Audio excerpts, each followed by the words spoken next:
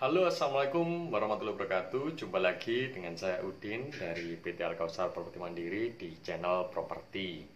Nah, kali ini pembahasan saya terkait banyak pertanyaan yang masuk ya.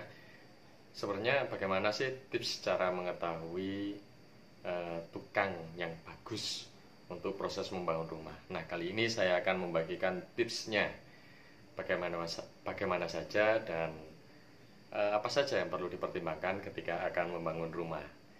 Oke, stay tune terus di Properti Channel.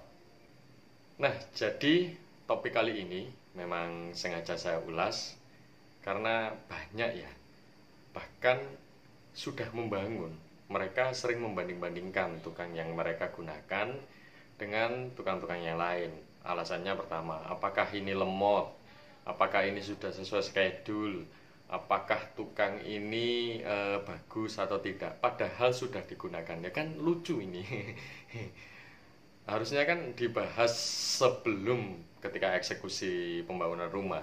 Tapi ketika sudah eksekusi, mereka mungkin cenderung rasa tidak puas atau apa. Nah, coba hari ini saya ulas soal metode pemilihan tukang yang lebih tepat dan agar sesuai planning Anda. Oke, yang pertama, jauh hari sebelum membangun rumah, saya yakin setiap orang sudah memiliki desain rumahnya. Saya yakin, minimal angan-angan lah, minimal angan-angan. Saya nanti inginnya ada 3 ruang kamar tidur. Nanti pada bagian depan ada ruang taman, ada carport, ada teras dengan model demikian A, B, C, D, E, F, G. Nah, saya yakin setiap orang yang akan membangun rumah, dia sudah berangan-angan rumah impian saya nanti seperti apa sih. Itu. Nah, ketika sudah menemukan konsepnya, bagaimana langkah selanjutnya? Ya tentu, ini hubungannya dengan proses pengerjaan.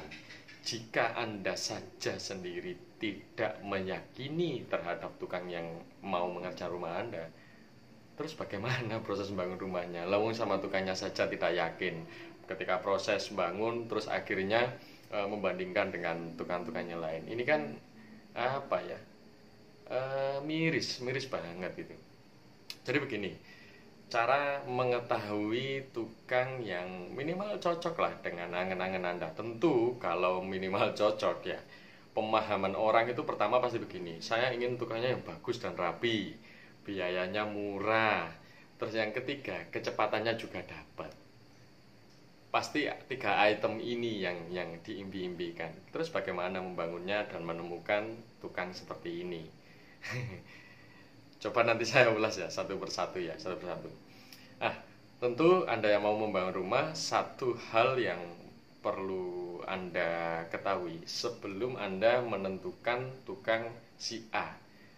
Tentu Anda sudah punya gambaran referensi. Ada tukang A, ada tukang B, ada tukang C, ada tukang D, ada tukang E. Minimal di lingkungan Anda sendiri. Nah, bagaimana mengetahui dia itu pekerjaannya bagus dan bisa diandalkan? Cara terbaik adalah Anda mengetahui proyek dia sebelumnya, proyek pengerjaan dia sebelumnya. Coba dilihat saja. Pengerjaannya itu sudah cukup bagus atau tidak. Terus ya minimal dari fisik kelihatan. Timnya itu pengerjaannya bagus atau tidak, minimal dari situ. Jadi pertama ketahui dulu track recordnya sebelum Anda memastikan memilih tukang si itu. Satu. Kedua, lihatlah track record dia dari sisi lain, faktor X ya. Istilahnya karakter, saya mengatakan bagaimana karakternya dia. Itu bisa ditanyakan minimal jika Anda tahu si tukang A ini domisilinya di sana. Coba catatnya warga sekitar, apakah dia cukup bagus,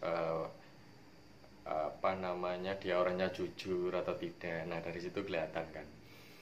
Nah, itu 2 item sederhana yang sebelum Anda akhirnya memastikan si tukang A ini nanti yang akan mengerjakan rumah saya.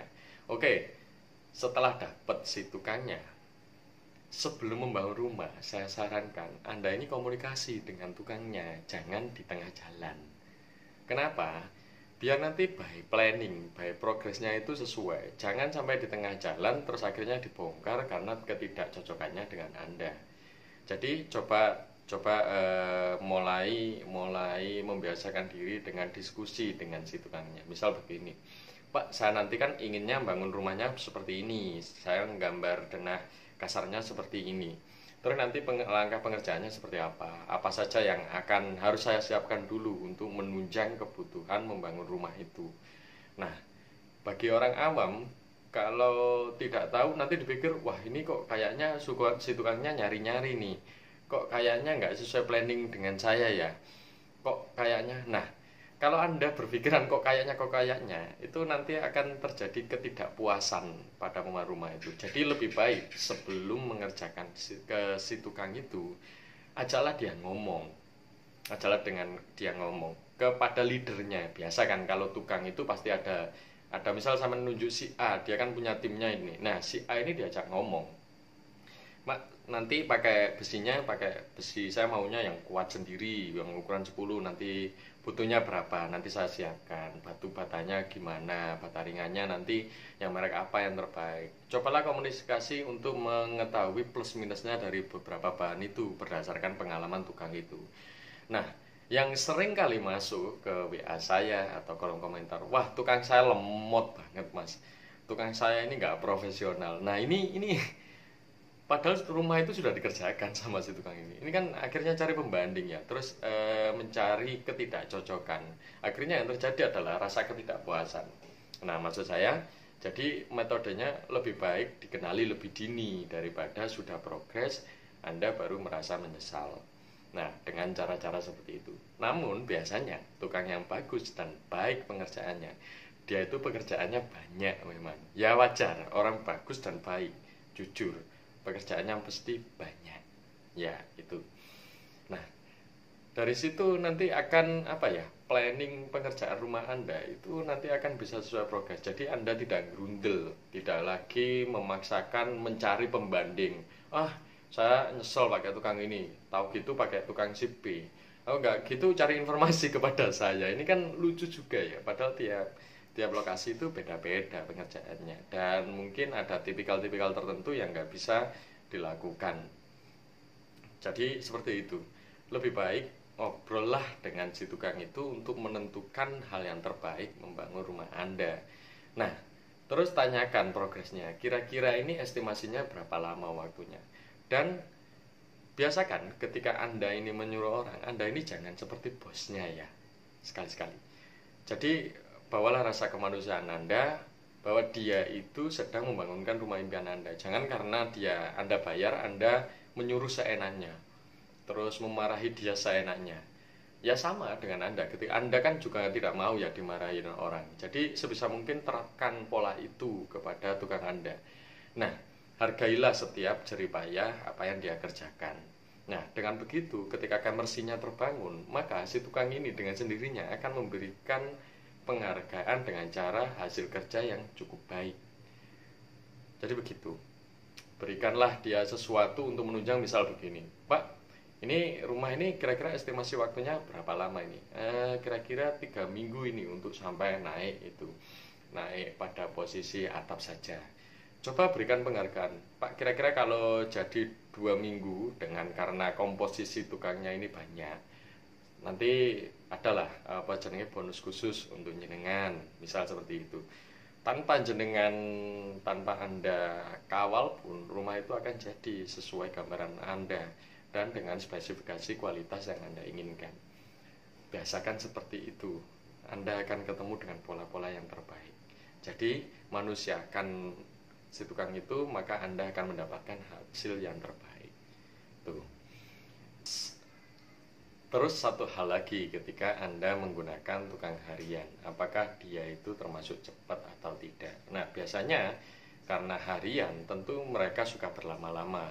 Tapi sebenarnya banyak trik agar mereka juga bisa mengerti kita, bisa sesuai progress planning Anda. Berikanlah sesuatu kepada mereka. Ayo mas, ben iki ndang cepet iki. Nah, ini ada, nanti saya siapkan rokoknya, saya siapkan itunya. Ayo podo-podo nyambut gawe ini. Nanti kalau itu nanti saya kasih kerjaan lagi. Nah, itu sebenarnya trik-trik untuk apa ya? Agar mereka juga bisa bekerja sesuai timing, timing, timing dari yang Anda jadwalkan. Agar tidak juga berlama-lama. Tapi tentu agar mendapatkan kualitas yang bagus, maka Anda tetap kembali lagi Anda harus banyak berkomunikasi dengan si tukang itu, apalagi jika Anda tidak mengerti bangunan. Jadi kira-kira seperti itu. Apa yang terbaik ya? Komunikasi sudah. Nah, ketika Anda tidak puas itu sebenarnya satu hal yang menurut saya itu karena Anda kurang komunikasi. Akhirnya sama-sama mencari kesalahannya. Sama-sama mencari kesalahannya. Si tukang ini A B C D F G, si tukang ini A B C D F G. Akan terus seperti itu. Nah, itu nanti akan timbul ketidakpuasan. Jadi, perbaiki pola komunikasinya dan tempatkan dia seperti orang yang apa ya istilahnya? Seperti ketika Anda ingin mengajari anak Anda, tentu Anda berharap dia akan mencari nilai terbaik. Nah, sama halnya ketika Anda meramut karyawan atau ada orang yang kerja ikut Anda, berikan dia hal-hal yang bisa supporting dia. Enggak harus dengan materi juga, bisa dengan cara komunikasi kita yang bagus, maka dia nanti akan memberikan hal yang terbaik juga. Saya yakin kok, setiap orang ketika dimanusiawikan, maka dia akan memberikan yang terbaik. Ya, sama ketika kita sendiri dianggap sangat penting bagi seseorang, maka kita akan memberikan yang terbaik. Kira-kira seperti itu tipsnya. Oke, ikuti terus dari Properti Channel.